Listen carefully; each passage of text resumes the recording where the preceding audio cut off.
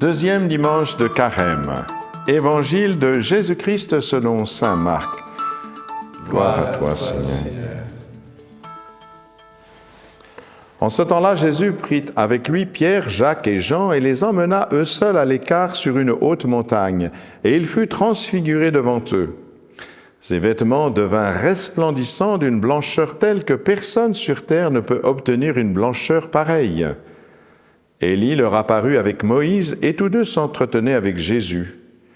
Pierre alors prend la parole et dit à Jésus, « Rabbi, il est bon que nous soyons ici. Dressons donc 3 tentes, une pour toi, une pour Moïse et une pour Élie. » De fait, Pierre ne savait que dire, tant leur frayeur était grande. Survint une nuée qui les couvrit de son ombre, et de la nuée une voix se fit entendre. « Celui-ci est mon fils bien-aimé, écoutez-le. » Soudain, regardant tout autour, ils ne virent plus que Jésus seul avec eux. Ils descendirent de la montagne et Jésus leur ordonna de ne raconter à personne ce qu'ils avaient vu avant que le Fils de l'homme soit ressuscité d'entre les morts.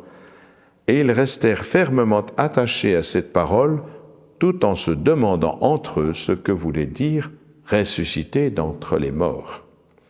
Acclamons la parole de Dieu. Louange à toi, Seigneur Jésus.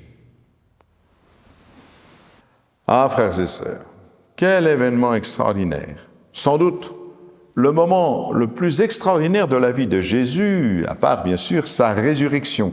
Jésus est transfiguré devant ses apôtres. Alors, si on prend le texte grec, c'est métamorphosé.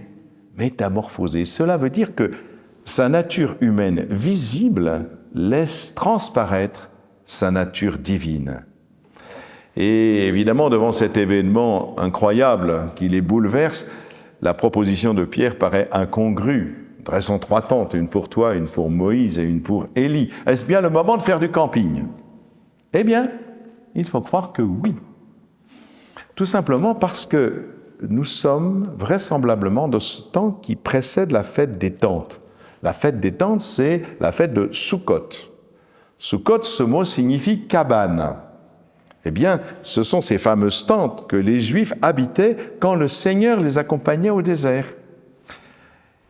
Pierre anticipe la fête et perçoit cette manifestation extraordinaire en Jésus, cette transfiguration, comme la révélation de la venue des temps messianiques dont le signe était justement l'habitation des justes dans des cabanes, les tentes célestes.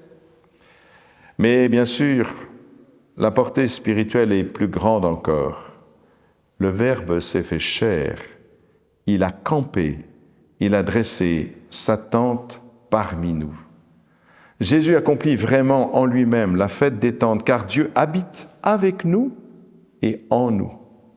Et peut-être plus encore par le fait qu'il restaure la tente détruite de la nature humaine. L'historien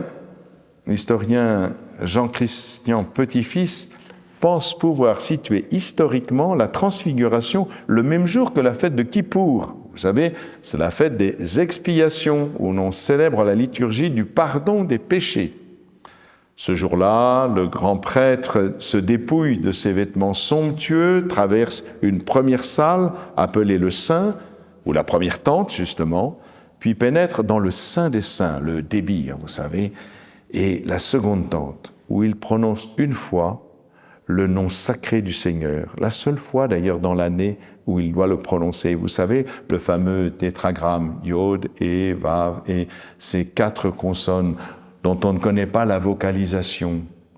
Vous voyez, il prononce le nom sacré de Dieu. Et cette cérémonie a lieu justement 6 jours avant la fête des tentes.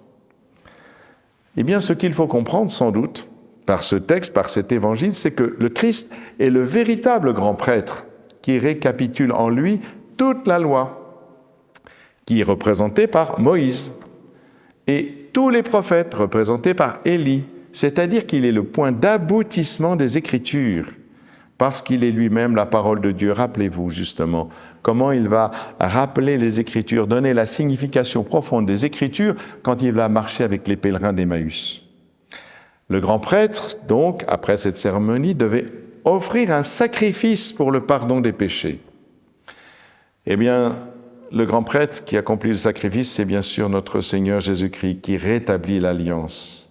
Comme Dieu, il va révéler le don d'amour divin à l'humanité. Et comme homme, il l'accueille et s'offre en retour en livrant sa vie par amour. Vous voyez, c'est ce que je disais la semaine dernière à propos de l'alliance. C'est en lui que se réalise cette alliance. Le grand prêtre, vrai Dieu, vrai homme, qui accomplit véritablement ce qui était annoncé. En revenant de la haute montagne, Jésus révèle à ces trois lois qu'ils l'ont vu dans sa gloire.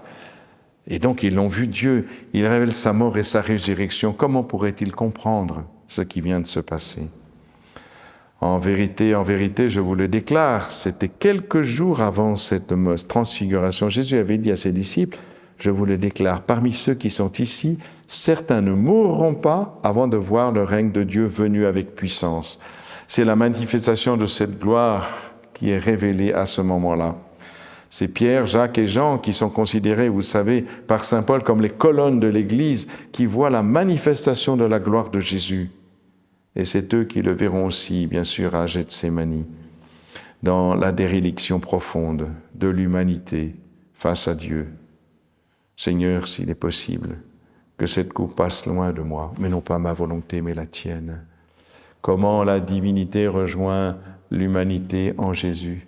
La gloire divine révélée à la transfiguration est la déréliction la plus profonde de l'humanité qui reconnaît son péché, sa faute, et le malheur qui l'accable.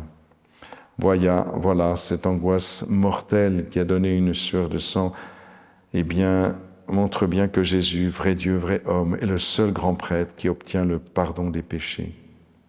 Et c'est ainsi que le Père nous révèle la véritable identité de Jésus. Celui-ci est mon Fils bien-aimé. Il est la parole de Dieu, la parole du Père qu'il faut écouter, qu'il faut aimer, l'unique grand prêtre entre le ciel et la terre.